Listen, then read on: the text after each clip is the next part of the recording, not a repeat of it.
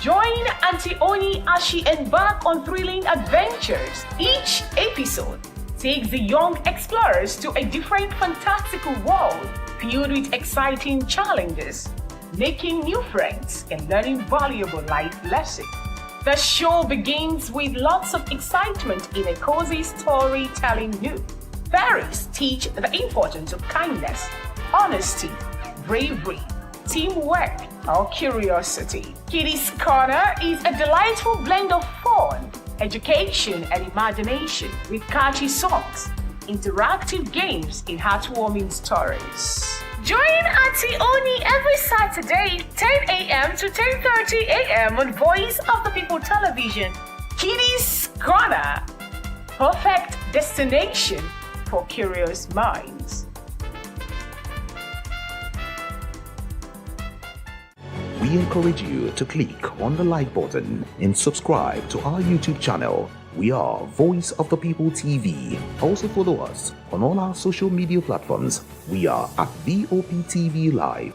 Visit our website www.vop.ng for fresh and trending news. Also watch us live on SLTV channel 264. VOPTV, Voice of the People Television. This is Health Check, your weekly guide to better living, smarter choices, and trusted answers. From everyday wellness to urgent health issues, we've got you covered. Health Check, only on Voice of the People Television, where your health has a voice.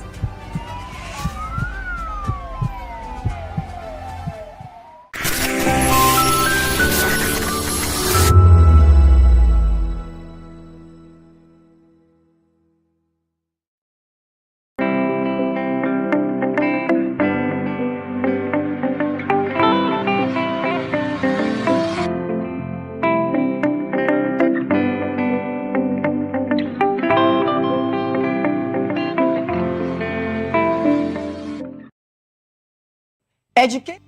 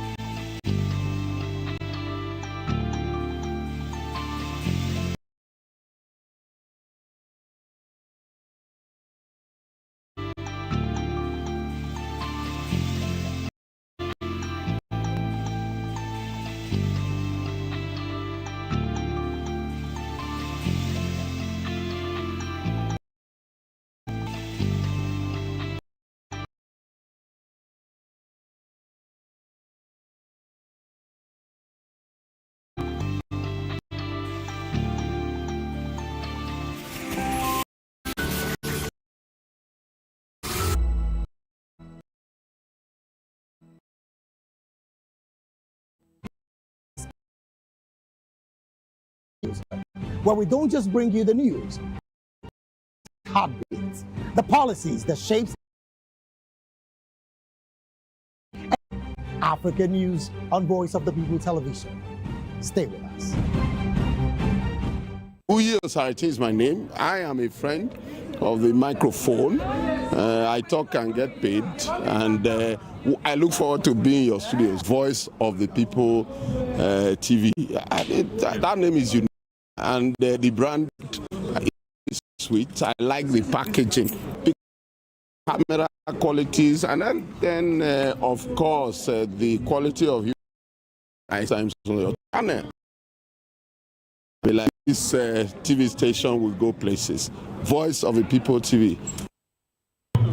Yes, you are on to Voice of the People TV, live here in Benin City, the cradle of black civilization. What are you waiting for? Tune in, bro.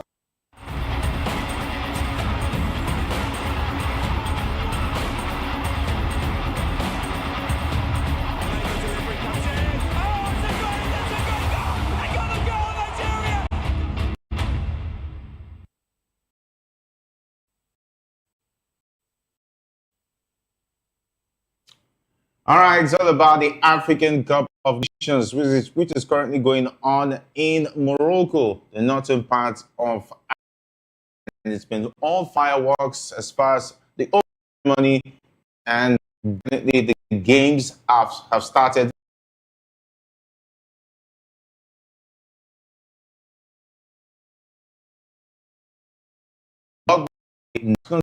Goes to one. We also saw Zambia coming out from the dead to get a 1-1 draw with a lot of distraction due to Martin Daka's that in a bit of what I say a tragedy because he got himself injured trying to celebrate his goal there. And of course, there's been a lot of fireworks. Senegal is currently playing, and up next will be the Super Eagles. About 1 hour 30 minutes or so, the Super Eagles will be lining up against the Taifa Stars of Tanzania. And of course, that's what we'll be talking about. People Television. My name is Jerry Apeleohai, reporting for Football Duties. So much to talk about in the exciting world of football. I will not be doing it alone. Ikechukwu will be joining us, the usual with us in the lovely afternoon. And we'll be having a man all the way from Morocco. He's been in Morocco since before the opening ceremony this weekend. And of course, before the first game between Morocco and Comoros, they'll be giving us what to look forward to as the Super Eagles take on the Taifa Stars of Tanzania. And of course, Femi Fabumi is his name. He was with us even at the last Afcon when he went to Cote d'Ivoire to give us that one is concerned. We want Voice of the People TV. And of course, Ikechukwu, so far so good. The Afcon has not disappointed in terms of the quality of the games. And I must say once again, I think I want to say I salute the officiating of the Afcon. They continue with what we saw at the last Afcon. I wish the EPL can learn from what is happening at the Afcon. I'm really impressed with the officiating so far so good. Absolutely, Jerry. Good evening and good evening to our viewers. It's so good to actually be here to talk football. I mean, last Afcon actually was, the standard. A lot of persons talked about the officiating as part of the, critical parts of what made championship overall, interesting. But what we've seen so far, the officiating has also been spectacular. And of course, our teams have also been living up to the moment. Foreign-based players who are not playing their trades in Africa are actually coming on to actually say just why, ahead of what we continue to see in Africa. I mean, Mo Salah and Omar Mamouche, they took over the night where the most,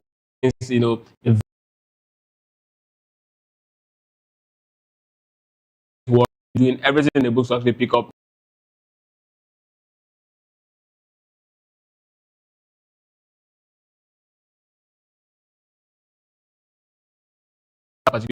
But then, if they definitely successful African player in the EPL definitely have to step up the plate in person of Mo Salah. He definitely have to do something to actually change, the narrative for them, and that's exactly what's going to happen if they must, come on. And Omar Mamouche has also been, an amazing deputy in his stay. I think if most there's someone they can actually look up to as well to actually help them, lead the path. Martin Daka is a very sad story. He did everything he could to actually draw his team back into that particular game. To share the spoils in that game, and then the acrobatics celebration got him injured. It's not the first player that had got doing this acrobatic sort of celebration, but it's actually not a very good sight to actually see it. It's actually quite sad. But then I just hope he recovers quick, and the Malian side are able to actually pick themselves from this particular game and go into the next one. A lot happened. Even Hugo Bruce side, I mean, the man who actually led Cameroon to the 2017 championship, all the way now. Of course, last year, last edition, he actually led South Africa to semi-finals. He lost to Nigeria, and now he's actually started his campaign again on a very good note. South Africa showing they don't have all the glitz and glamour when it comes to player character, but then as a team, 26 matches unbeaten before that game yesterday, 27 now. It's definitely going to be a very good, interesting campaign for them. But later on, Jerry. All right, to understand that Maya is now with us, and of course is eager, and of course be a part of the Super Eagles Day, where they will be taking on the Taifa Stars, and they've been talking about it's coming, and I don't want to be part of those who is borrowing that slogan. The last team who did it, we all know what happened to them, and I think I even saw Was it a media party where talking about Fulham organized for Nigerian players ahead of the Afcon, and talking about the Init guys, Alexi Wobi, and talking about having Basi making the thing that we are going again. Yeah, we are going again. We are doing it again. And Samuel Chukwueze was upset. He said that do what again? Is it going to the final and losing again? Is that what you want to go and do again? Are we going to win this time? So it was kind of a funny situation. I even saw a video too where Chukwueze was tackling Calvin Bassey for not passing the ball to him because he's not an Init boy. Saying, why don't you pass to him? But it's all funny anyway. I can see the players are excited ahead of the Afcon and of course ahead of their fourth. Well, it's always amazing to be here. The Nigerian slogan. Why go and of copyright? That's an England slogan. Why are we using it? Why are we playing that?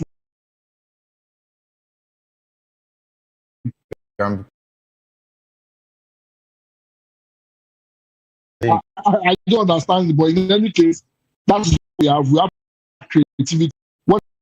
Even a GPT give us a slogan that this was Super Falcons. We had the mission. That was interesting. Mission, which was very straightforward. It had come up with something more creative than that. Yeah. But he's doing his job, I must say. I mean, that's just in any case. Nigeria side they play today against a Tanzania side. Let's hope the boys will file out and do the magic. Finally, Mo Salah finally gets to score. Wow. Maybe this is the time that yeah, it's the truth now. I mean, he scored yesterday. We should praise him for scoring, even though he has been out of form. But I mean, it was exceptional yesterday. Omar Mamouche was, definitely like Kechukwu said. That is the sure replacement for a Mo Salah. I think the influence of Pep Guardiola, we are beginning to see it. Ugo Blue side, fantastic victory. They were able to win. It was not an easy game for them, but they were able to come up to us. But in any case, a whole lot to talk about. Thank you for having me, Jerry. All right. Of course, let's start with the Super Eagles. And while we try to link up with our man Femi, who is live in Morocco to give us updates as far as what is going down in Morocco is concerned. Anyway, the head coach of the senior national team of Nigeria, Chelle, has decided to go with a 4-man attack for today's Afcon game against Tanzania. And Chelle has decided to stick with his favorite diamond formation with 2 wingers playing behind the top 2 strikers per what we noticed in the training of the players. And of course, as exclusively revealed, the idea is to fully maximize the attacking talents of the team and also to play on the front foot from the get-go against a team they expect to sit back. And for now, it is certain that Victor Osimhen will be paired with Ademola Lookman in attack, with the Atlanta man showing some of his best levels in training. And he definitely is also on form. He's on good scoring form for his club side. He's back to his old self. And of course, the duo of Moses Simon and Samuel Chukwueze are favourite to man the flanks, but very narrow, unlike traditional wingers in the classic 4-4-2 system. Yes, we talked about the 4-4-2 system coming back. The diamond formation, quite an interesting lineup. Do you expect Tanzania to sit back, like supposedly? What if they come all blazing and attack minded? Well, it's going to be a very interesting game. But if history serves me right, it is natural for teams that are underdogs in this sort of game to actually, in their very first game of a competition, to try to be very conservative. So it's most likely definitely going to be very cautious, try to sit back and hit the Eagles on a fast break. That's going to be their best bet. But of course, few minutes into the game, the Super Eagles gets the first goal. They definitely want to open up, and that's where it might become dangerous, because at that point they might just have nothing to lose. They might not have all of the character, but again, if we are going up against a side that is a proper team in Tanzania, then we might have serious problem. Because if you look at the Super Eagles under Chelle, one thing is certain: that anytime we come against a team that is properly organized, we struggle, and that is also going to play out if this Tanzania side is very organized.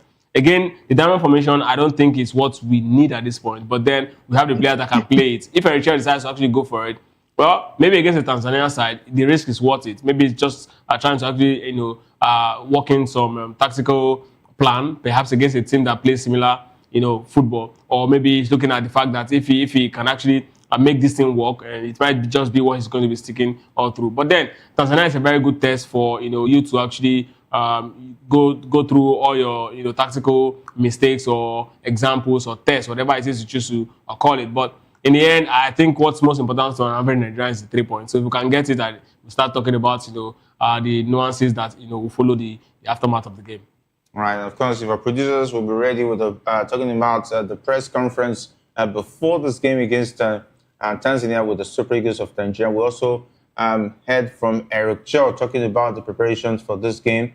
And we also heard from talking about the captain of the side, Wilfred Ndidi. He also had a personal interview. He made a lot of comments about being captain of the team, what to expect as well. But before we get to that, Maiwa, this diamond formation, going all out attack, using all the strength of the team is definitely attack because we have two former African Footballer of the Year, talking about Victor Osimhen and Ademola Lookman starting. So that is definitely the strength of the team. Do you think going all out attack against the Tanzanian side, who's expected to sit back, is a good tactics going into this one? Well, the thing is, there's an advantage over it. You want to overload the defense of Tanzania to see if you can break them quickly. However, the downside of that is this. If you have people that can control the midfield very well, that means our midfield is very light. And, they will have a field day, running around the likes of Ndidi. And it will be what they need to just do is to overload the midfield and, we'll be in serious trouble. And like Kechuku rightly said. And if you said something that, I might want to disagree with a bit. This is a competition. This is not the time you are testing out your tactics. You should have gotten your tactics right. I mean, as the game goes on, you might decide to involve in that particular game. However, this is the time to gamble. We have seen him, play different formation, and that points to something. He is not sure yet of what his win style is. And that is, that's a bit concerning for me. We are playing against a Tanzanian side that all of who do not know anything about. The Tanzanian side might shock us because if you are going with a formation, sort of, what it means is that you'll be light in the midfield. If the Tanzanians are able to, dictate the pace and able to control the ball in the midfield, especially in the midfield, we are going to be in serious problem. But the upside of it is this: if our attackers can be up and doing and we get the goal quickly, probably that puts them under a lot of pressure. It's a double-edged sword. If you don't get the goals quickly and they settle into the game, we might be in serious problem. So I'm hoping to see how it pans out. But for me, I'm not comfortable with the diamond formation. All right, that's very interesting way to look at it.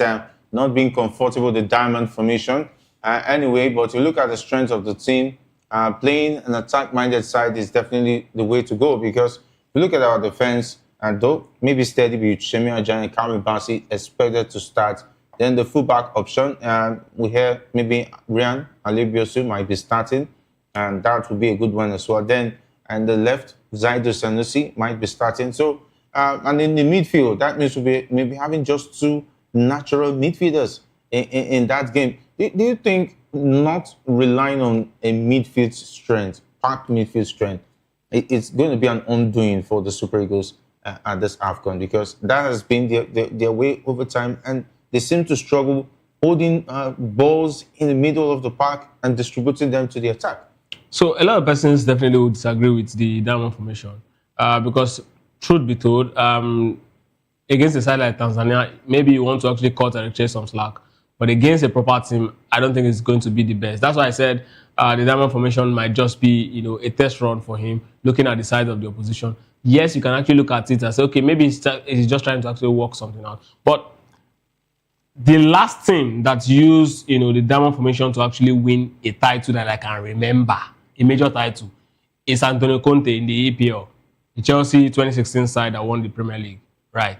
that team, if you go back to that team, you realize that Chelsea have a lot of ball winners in the middle of the park. There was a Mikel. There are key top players in that Chelsea midfield that definitely fight for all balls. And aside from that, the wingers in Chelsea, Victor Moses and the other guy that Zappacosta that played from the Alonso that played from the fullback position. He actually played three centre backs and then played Victor Moses and Alonso as fullback, which means there are 5 defenders. They also join in the midfield to actually win balls. So looking at the way the Super Eagles have the quality of players that we have now, I don't think that diamond formation will really work. And that's exactly where my problem with what Eric Chelle is about to do is.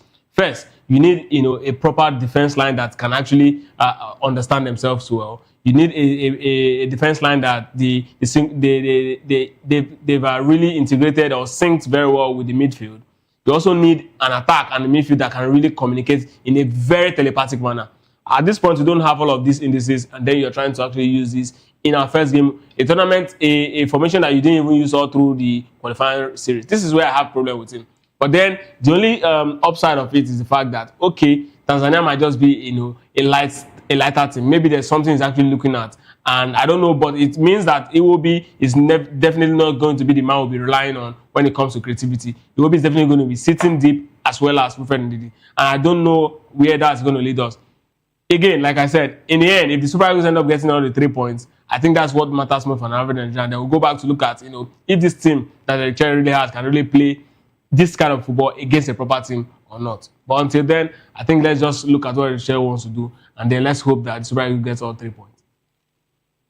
All right, and of course, to be giving you updates as far as the games are concerned, and we know that Senegal is currently playing, and Senegal is already stamping their feet as the big boys as far as the Afcon is concerned. We just said they got the second goal in that game, meaning that they're leading by 2-0. But before we get into that, let's talk about the games last night. Let's talk about the first game, very early game between Mali and Zambia. Leicester City striker Patson Daka headed home in injury time as Zambia held Mali to a 1-1 draw in their opening African Cup of Nations game. That was on Monday. Daka, who has scored just once for Leicester in the English Championship this season, threw himself at a Matthews Banda cross in a second added minute at the end of the game to end the Chipolopolo, an unlikely point. And of course, Mali scored first,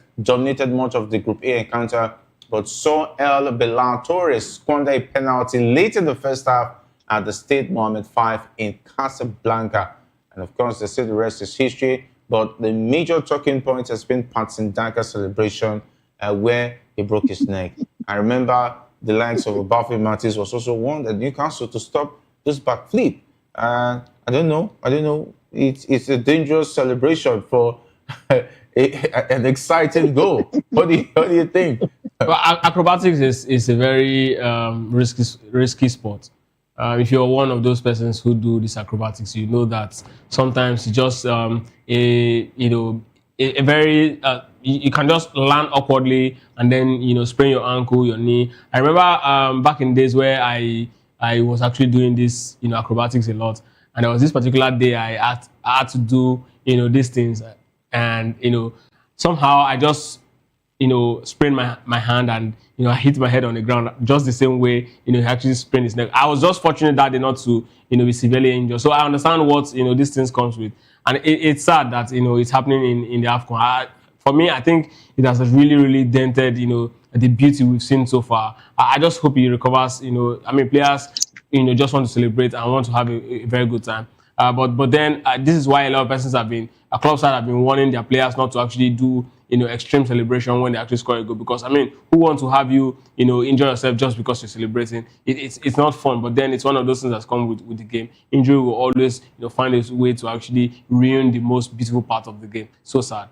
All right, definitely. I know the coach of the Chipolopolo will not be happy with Patson Daka, and he will be warned if he eventually returns to stay away from any form of celebration. Just score the goal, go back to the other line, and just enjoy the goal and stay away from the celebration. And of course, It's been a long time the Chipolopolo actually won an opening fixture since they won the last Afcon in 2012. They failed to win their first fixture. What's about Zambia? And of course, they like the names that end with A's. And of course, Dakar, Fanchon, Sankala, Banda, and I know they have beautiful names. There were a lot of distraction. The Zambian ladies putting in the orange crop top.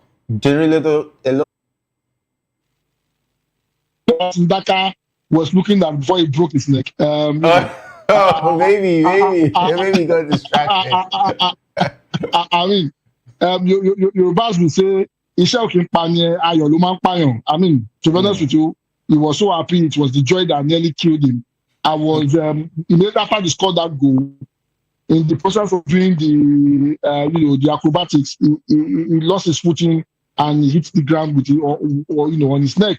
He fell down there. Everybody came to celebrate with him. I knew something was wrong with him, only to find out that he has broken his neck. I'm really hoping it's not that serious, because sometimes neck injury does not go that easily. I have a personal experience of that, and it's not something you want to deal with. You get to battle with it over the years. I'm just hoping that it's not something that that will be very severe. I mean, players should be very, very careful. As it is, the Zambian side, they really need him. They've struggled in this particular game. Kudos to their goalkeeper, trained by the goalkeeper that was there in 2013. I can't remember his name now. Is the goalkeeper coach. The goalkeeper saved them. They are on course to probably see if they can get out of the group. The main man that scores the goal, Pasindaka, decided to go and enjoy himself. I'm wondering how they are going to cope without him. It's just unfortunate that he has gotten injured. We can only just hope that he recovers quickly. But interesting group. I think the Malians have themselves to blame. They had a whole lot of opportunities in that particular game, and they decided not to take any of those. And now, they are stuck with 1 point, hoping to see if they can win their next game. All right, and of course, Doubtcast and later effort denied Mali, and the results will suit host Morocco, who beat Comoros 2-0 in the tournament's first match in the same section on Sunday. Morocco and Mali meet next in Rabat on Friday, while Zambia, who have now failed to win any of their 10 Afcon matches since lifting the trophy in 2012, face Comoros. So, Patindaka, speedy recovery, so you can get to see more of the Zambian ladies on crop tops. And this time around, you must do it safely while watching and enjoying the view. Anyway, let's talk about the Bafana side of South Africa, where the coach Hugo Broza feels a weight has been lifted off his side's ambitions at the African Cup of Nations in Morocco after they got off to a winning start with a 2-1 triumph over Angola, the Palancas Negras of Angola, they're called, in Marrakech on Monday. And of course, it was the first time in 21 years that Bafana began the tournament with 3 points and put them on course for a place in the knockout stage. Allswin Apolis opened the scoring in the 21st minute, but only a series of saves from captain Rowan Williams, that's why he's one of the best goalkeepers in Africa, kept South Africa in the lead before Shows a clever touch from a free kick leveled matters. It's been a long time we've seen free kicks scored and the Afcon. The last time we saw for Nigeria, I think it was Jojo Kocha, if I remember, against Cameroon. And that was Tunisia 2004. And maybe this time around, another Nigeria is going to be lucky in some part of Africa, this time in Morocco. But let's talk about South Africa, starting the competition with a win for the first time in a long time. Absolutely. South Africa have arguably one of the best teams in Africa at the moment. So in 6 games before that game yesterday, unbeaten. It says a lot about, the mentality of the team. Hugo Broos has really turned the sides around. Of course, he's an experienced manager. He's been in Africa for a while. 2017 African Cup of Nations, of course, he led Cameroon to that victory. So he understands what it takes to actually go all the way. Last championship, he got to the semi-finals. Narrowly, the Super Eagles stopped them from getting to the finals. Now they are back again, starting their campaign on a winning note. It was actually a very beautiful game. South Africa actually came into that game like a team. I mean, if you look at them, yes, they don't have, any player who has actually broken the ceiling ahead of any other person. But then they move as a unit. They still, have the same level of composure we saw all throughout the World Cup qualifiers and, of course, the National Cup qualifiers game. So against the Palancas Negras of Angola, a side that's really, they might have one or two characters, but I mean, when it comes to team composure, they are very, very far apart from that South African side. Rowan Williams, arguably the best goalkeeper in Africa today.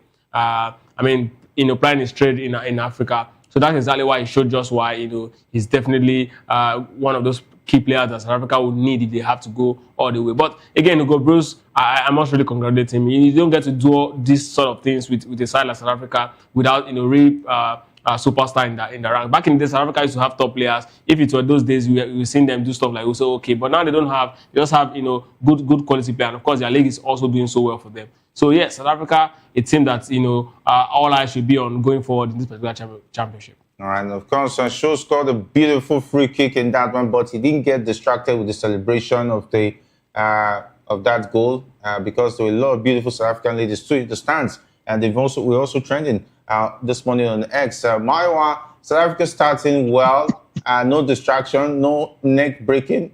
So far, so good. Hugo Bruce is relieved that he doesn't get to worry. But definitely exciting times for the Bafana.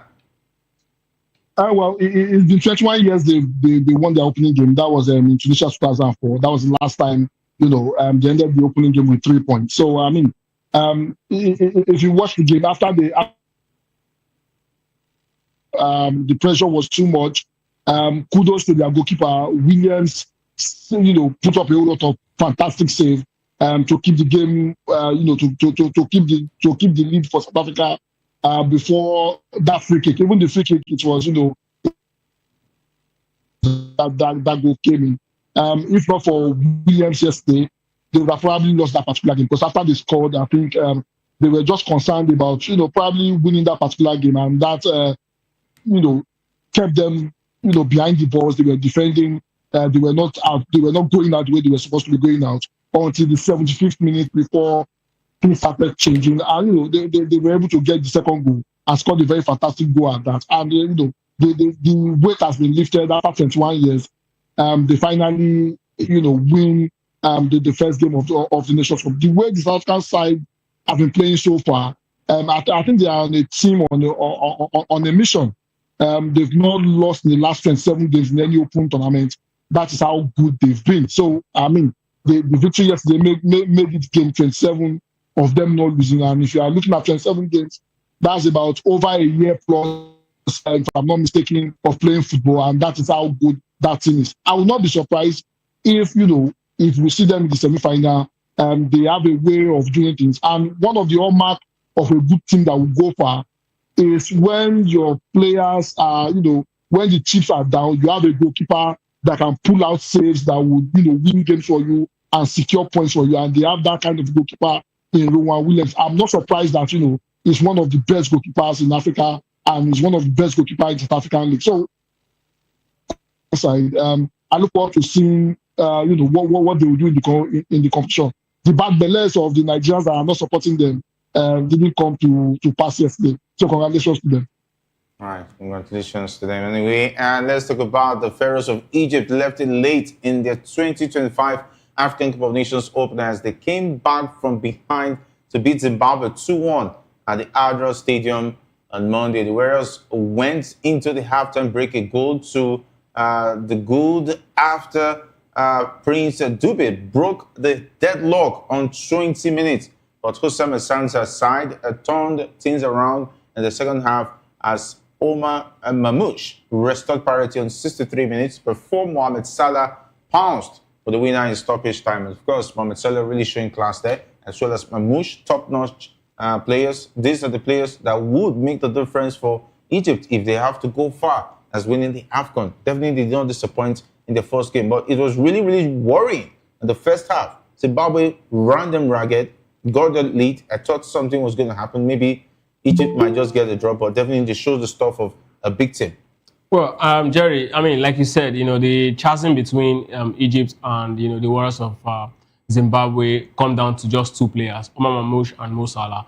I mean, they are the biggest stars in that particular team. They step up in a night where, the chips are down. I mean, everyone was actually looking up to them. Manchester City and Liverpool forward. I mean, the two teams that have won the league in the last 2 seasons, their strikers also stepped into the rank to actually deliver the goods for the sides. I mean, Omar Mamouche was brilliant in the night, star of the night. He actually took the game. The Buba is on. Mo Salah, I mean,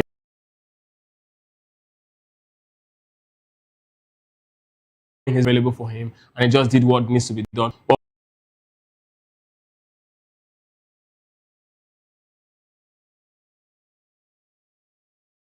of course,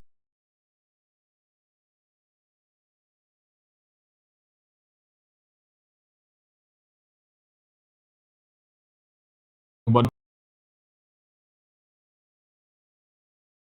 at some point I felt Egypt, will not definitely get the 3 points in that particular one until when Mo Salah actually stepped in and showed that I'm actually the biggest masquerade here and I have to dance last, and that's what exactly he did. Congratulations to Egypt. I mean, this is going to be the true test to them. If they definitely going to increase the number of Afcon they've won. I mean, again, if they win this one, it's going to be the first in over 15 years. So it's going to be a lot of I want to believe this is most likely going to be Mo Salah's last Nations Cup, whatever happens. So he's definitely going to want to do everything possible to make it count for something. At least let him, be one of those players that will look at the national team and say, yes, I've done something for the national team. He wants to actually do something for them. But then it is football. Sometimes even if Drogba didn't get it, so perhaps he also might not. But it doesn't change anything. I mean, he also will always remain a top player. All right, I remember one Egyptian goalkeeper that played up to 40. Was it El Hadri? I can't remember. Of course, Hassan Mosan also played up to 40, the twins. 49. Yeah, the twins. So who says Salah can do 45? Anyway, but definitely the same will tell. We already have our man Femi Fabumi all the way from Morocco, who'll be giving us updates with what's happening ahead of the Super Eagles game against the Taifa Stars of Tanzania. Femi, finally you got to eat a good meal, because I saw you looking for a Nigerian cuisine, and of course I think it's more delicious than the one we have here anyway. Looking more delicious, but I don't know whether it tasted delicious to you. But great to have you joining us on the locker. Well, good evening to you, Jerry. Good evening to Nigerian viewers out there. And then, as you can see, I'm outside. The atmosphere is charged already. The spirit here in the stadium is high. I've seen many Tanzanian fans, I've seen many Nigerian fans, and everybody seems to be saying that they are in here to get to go home with the 3 points. Many journalists from other African countries kept saying Nigerians are wounded, they couldn't make it to the world. Opportunity for them to make up and console Nigerians. But it's a good one. The match will be starting in a matter of minutes. Everybody is ready to know who will carry the day. On paper, the Super Eagles of Nigeria are the favorite. But like they say, football is like biscuits. Anything can happen. So we hope to see what will eventually happen at the end of 90 minutes. But one is expanded. It has got 24 teams. And what that means is that you can fumble, you can mess up and still make up, because there are opportunities for third best teams. So we hope to see what happens at the end of the day. But I'm the Super Eagles will make it to the second round somehow. All right, definitely. But have you been privy to the starting lineup? And of course, the words are from the camp of the Eagles. Has it been promising? Has it been exciting? How excited are they ahead of those one after not being able to qualify for the World Cup? Well, the players, especially Osimhen, Alex Iwobi, the captain Wilfred Ididi, have said that the Super Eagles will trash Tanzania come what may. They've made it, they said to us that they will use Tanzania to pass message, to other African teams. Remember, the Super Eagles are runners-up in the last edition. This time around, they said they are in for the win. So we wait to see what these boys will bring to the table. But one thing is sure, they have the quality, they have all it takes, not just to win this game, but to go all out. So even win the trophy they didn't win the last time. So far, so good. What's your prediction? And the starting lineup, we heard that is going to be relying mostly on the attack, diamond formation. Taking a look at that, the strength of the team definitely is the attack. Are you excited we're going to be seeing lots of goals? This time, Osimhen being comfortable, scoring goals aplenty, beating the Tanzania side? On paper, Super Eagles are favorites. They should be scoring a lot of goals. But like they say, in sports, football is like biscuits. You never can tell where it will crack. But then we have a squad depth. We have a very, very potent attack. We have the likes of Osimhen, Paul Onuachu, who is scoring goals aplenty in Turkey. We also have Ademola Lookman, who is also doing fantastically well, for Atalanta in Italy. We have a Samuel Chukwueze who can dribble, left and right. Not also forgetting Chidera Ejuke, who plays for Sevilla in Spain. So the Super are very sharp. The midfield is well oiled. The likes of Alex Iwobi, Wilfred Ididi, Onyedika, Frank Onyeka. These guys are fantastical, doing well fantastically. And we also have in the defense, marvelous, Calvin Bassey. We have Shemi Hajayi, who is also not doing badly. We have Osai Samuel, and we also have Zanusi. These guys are good. And in the goalpost, we have Stanley Nwabali, who has proven over time that it can be relied on. So far so good. The team has got quality. What remains to be seen is if this quality will be harnessed. All right, I can see you're all pumped up for this one. And how's it been like? I can see you look like it's freezing cold in Morocco. And what's the reception like from the Moroccans as well? And the organization of the competition so far so good? Many Moroccans here are supporting the Super Eagles of Nigeria. The reasons I cannot say, but they seem to be tilting more to the Super Eagles of Nigeria than Tanzania. So simply put, Morocco prefer Super Eagles to Tanzania. And from the look of things, I want to believe the Super Eagles can make it, and I know they will defeat Tanzania. All right. Have you been able to eat Nigerian food so far? Taking a look at the meals, I know you run away from cuisine you don't really understand. I haven't. But you know what? I came here with my gari, kuli and sugar. So I think if I try this night and I still can't get, I will go home and then probably soak my gari, kuli and sugar, and then sleep. Oh, gari and sugar.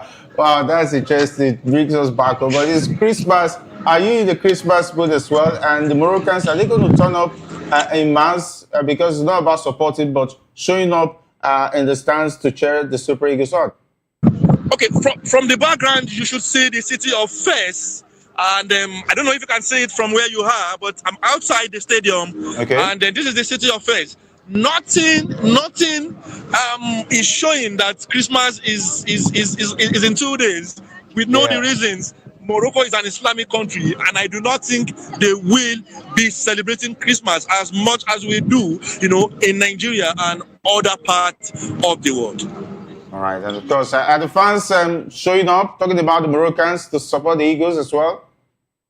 We have many fans from different countries. We have Bulgarians, we have French, we have Tunisians, we have Algeria, many. We have people from the USA, come here to support, to watch, and then probably on a tourist mission. It's been a good tournament. The Moroccans are very, very hospitable. I don't know if you can see these are Nigerian fans. These are Nigerian fans. Can you see them trooping into the stadium and saying hi? All right, definitely we'll say hi to them too, and of course.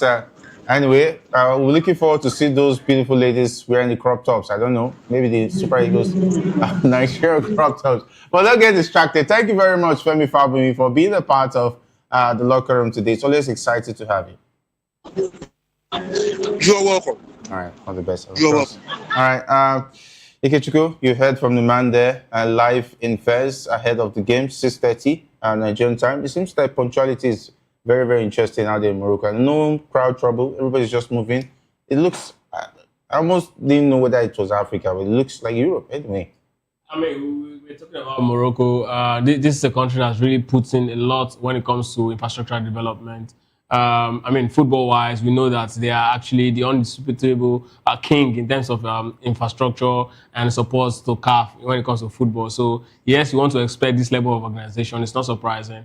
And of course, a country that's really shown that, they are the very best, next best destination when it comes to tourism in Africa. I mean, put aside maybe Rwanda, when it comes to Africa. So it's a country that's really done so well for themselves. So this shouldn't even come as a surprise to anyone. I just want Nigerians to just go into that particular stadium, fill in the stadium, and then support the Super Eagles. Let's get to see the result that's going to come out of all of this. But then it's actually a very beautiful sight to behold. I can see he was very, very pumped up for that particular game, expecting the Super Eagles to trash wash Tanzania. But if there's anything that I've learned with the Super Eagles in the last 6 months is that I don't get my hopes high. Even if they are going to be playing against a side that plays under Ojuelegba Bridge, I just want to watch the game and then see what's going to come out of it. But then I also want to believe that Super Eagles have a very good chance of getting the 3 points today. All right, earlier in Group D, we saw DR Congo, the side who is fighting tooth and nail to hold on to their World Cup spot as far as qualifying for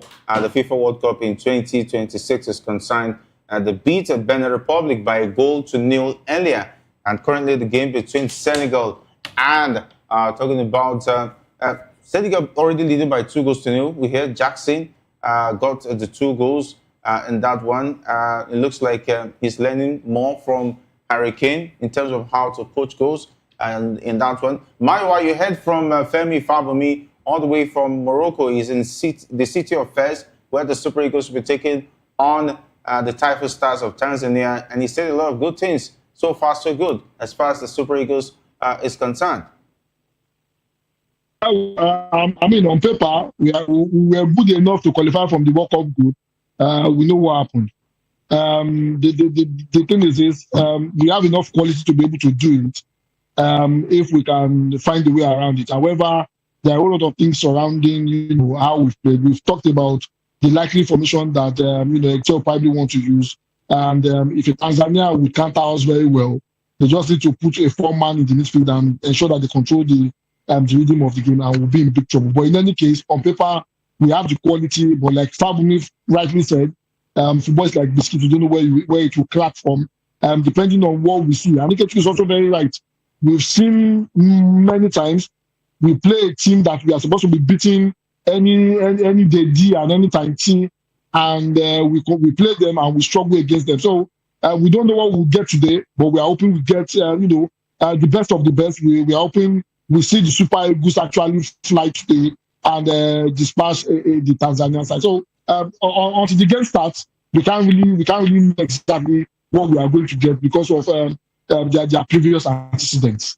All right, of course, for the benefit of our viewers, let's go straight to the starting lineup, which has just turned up. Talking about the starting 11 for that game against the Taifa Stars of Tanzania. Stanley Nwabali takes his spot in the goal ahead of this one.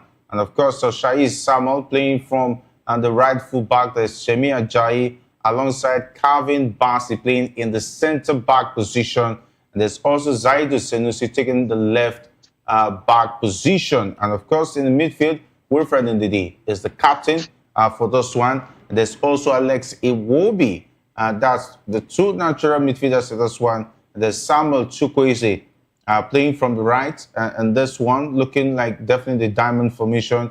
And Demola Lukman takes the position of talking about Moses Simon playing from the left. That's quite surprising. There's Akko Adams alongside Victor Osimhen. That means Akko Adams will be playing behind Victor Osimhen in attack for this one. That's the starting lineup for the game against Tanzania. Ikechukwu, any surprises? Yes, Akko Adams is a surprise, and also not a surprise because this is actually more like the formation the coach actually played in that game against Benin Republic. In our last group qualifiers game, Akko Adams and Victor Moses actually, Victor Osimhen actually spearheaded.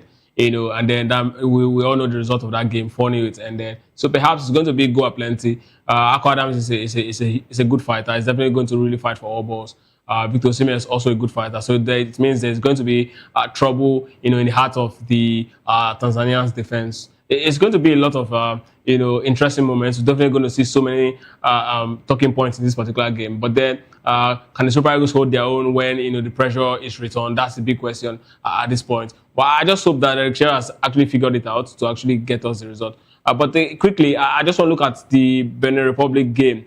They are yet to actually win, a game in the Afcon. It's sad that they're actually starting this one on a losing note. It's so sad, but then I want to believe Gennaro has got, enough experience to actually bring the team back and help them actually, come out of this particular group. But then, in any case, the Super Eagles is what we're actually facing. So let's get to see what the Super Eagles will do in about 30 or 40 minutes time.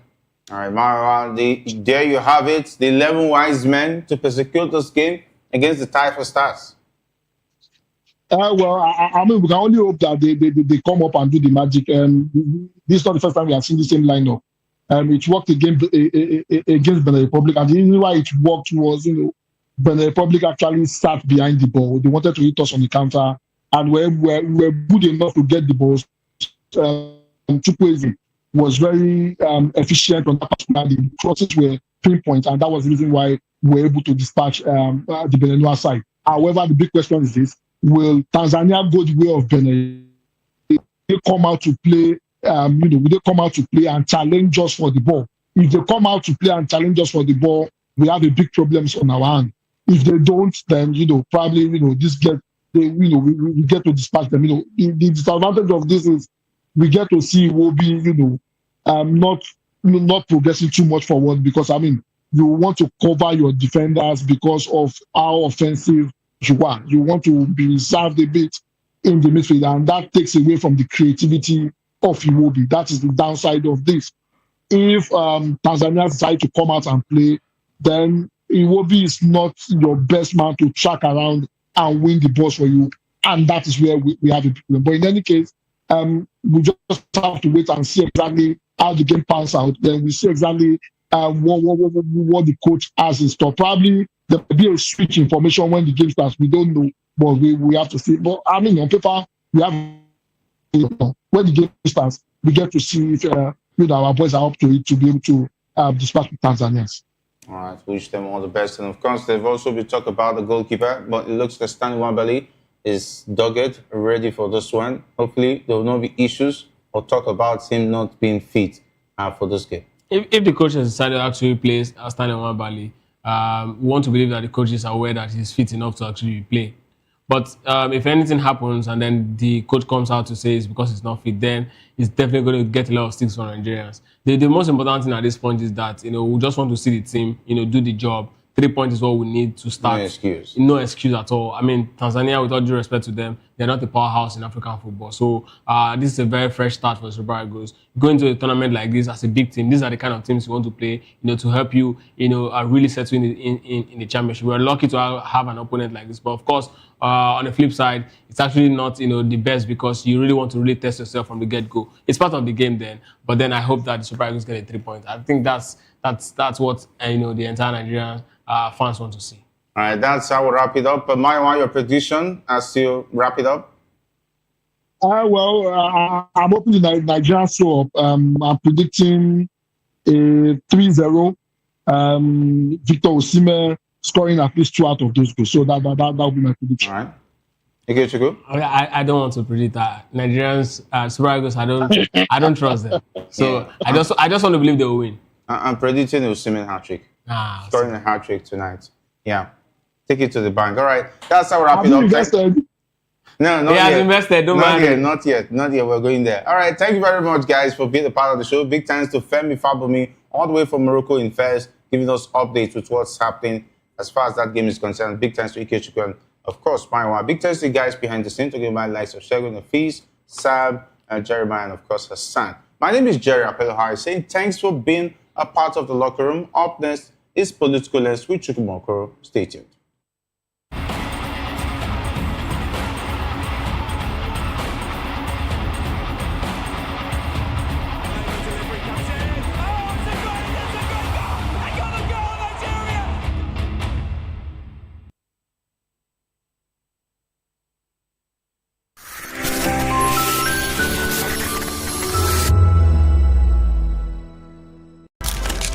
In a world where power shifts with every headline. In a nation full of questions. In a world filled with noise, the truth needs a voice. The policies that shapes our world and the economy that determines our future. Every hour, every day, the grapevine keeps buzzing. And together, we are committed to telling the stories that shape our world because your voice is our focus. Don't forget, our voice matters the most. Let us come together and share our concerns.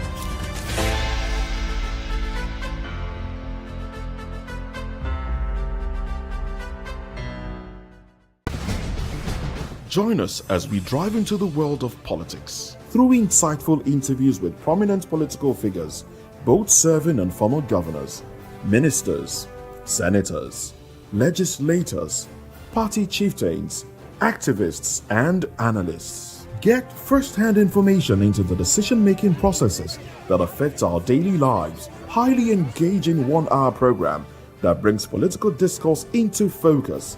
I am Chukwuma Okoro. Political Lens, Monday through Friday, 6 to 7 p.m. Join us.